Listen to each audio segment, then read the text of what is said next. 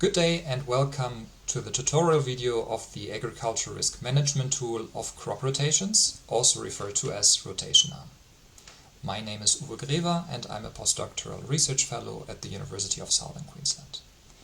In this brief tutorial I will present you with the overall purpose and benefits of using the RotationARM tool and provide you with an overview of how to conduct correct data entry.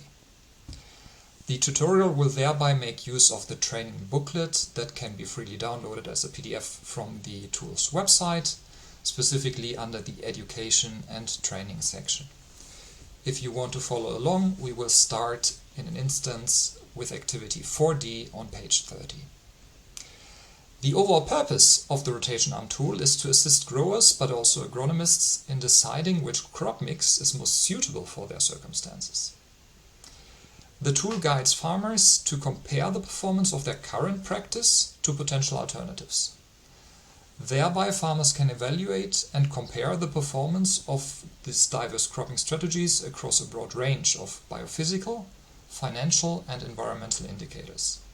These indicators include crop yield, gross margin, nitrogen and water use efficiency, financial risks, soil carbon and further indicators. A main reason of why it is important to choose a suitable sequence of crops is that soil water and soil nutrient resources carry over from season to season. Carefully selecting the right sequencing of crops and their management will ensure that water and nutrient resources are sufficiently available during critical plant growth stages. In that way, farmers can optimize the overall performance of their cropping system across a medium-term period, so for example, let's say a period of 1 to 4 years, as opposed to only focusing on optimizing the performance of their current crop that is growing in the ongoing season. To get started, I will navigate to the ARM Online website at armonline.com.au. I then navigate to the RotationARM section in the top-level menu. Next, we will click on Get Started. On this page you will be presented with all the production locations that are available for analysis in the RotationARM tool. As you see, currently only locations in Eastern Australia are available for analysis, but we intend to add further locations as part of future research funding. Today we will select a generic demo site as location for analysis, which can be found under the Queensland section.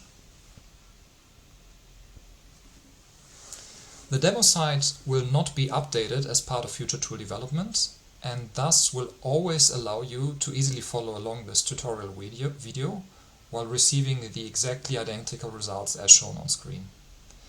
The site is meant to represent generic growing conditions in the Darling Downs in southeast Queensland. I will also now open up the workbook at activity 4D on page 30 and note down my selection.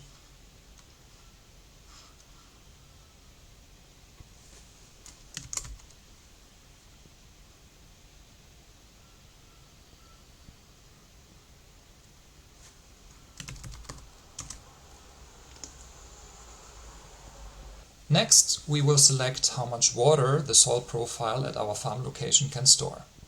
This is sometimes also referred to as the bucket size of a soil. Soils with a large water holding capacity and a fully filled profile can support plant growth even in periods that experience dry conditions.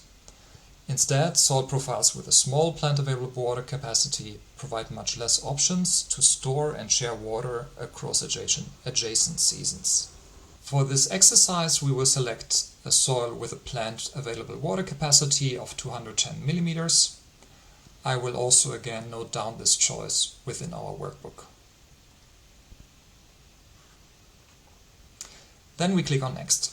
This page presents you with the financial default values that are considered by the tool. It refers to sales prices of the considered crops, as well as to the costs of fertilizers and further variable costs. If you want to have more disaggregated information of what is included in the other variable costs, this data is taken from the Ag Margins website and you can consult that website for further details. Subsequently, we navigate to the following subsection by clicking on Next. In this step, we select the first crop rotation that we would like to analyze. Usually it makes most sense to choose the most important crop rotation that you cultivate on your farm. When scrolling through the list of the crop rotations, you will see that we have here a total choice of about 90 crop rotations. They are sorted starting from a low cropping intensity at the top with 0.5 crops per year towards a very high cropping intensity at the bottom of 2 crops per year.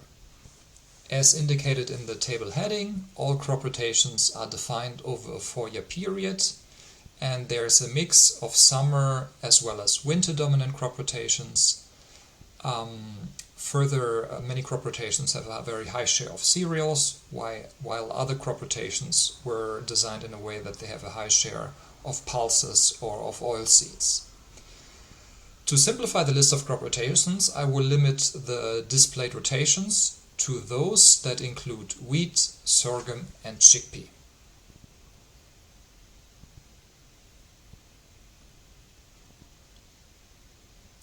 I see that now only 12 rotations are further displayed. Of those options, for the sake of this exercise, we will select rotation number 56. This is now our reference rotation. It has a scheduled cropping intensity of 1.25 crops per year and a ratio of summer to winter crops of 60 to 30%. Again, I will note down my selection in the workbook.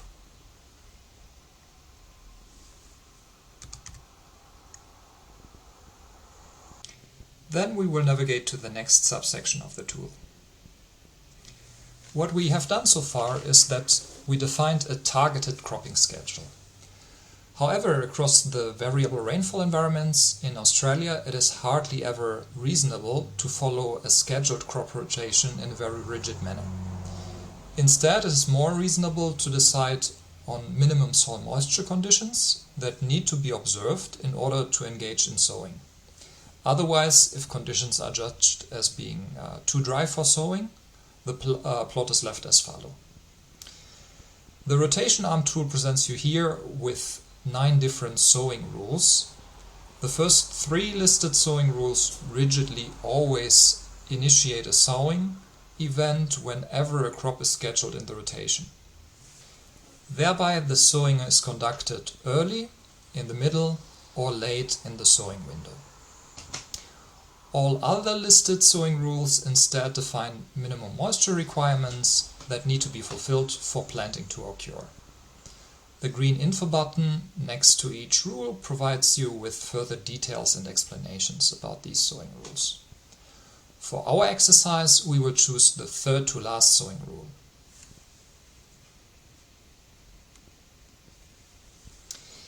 It foresees that a scheduled crop is only sown if the stored plant available water in the soil profile exceeds 75% of its total storage capacity.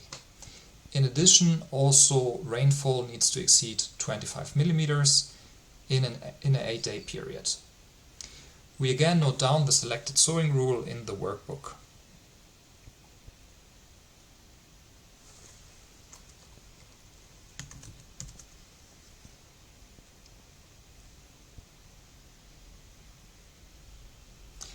In the bottom section of this website, we are still enabled to select the fertilizer application rate that we want to apply.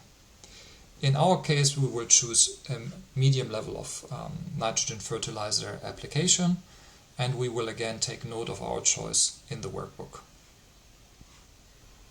We then click on Next. This section provides us with a first overview of the major results indicators that are available in RotationARM. They include biophysical, productivity, financial, and environmental indicators. We will start with using yield, while then switching to different indicators later on, so we will keep the pre-selection in section A. The lower menu item instead in section B allows us to focus on analyzing our cropping strategy under specific climate conditions.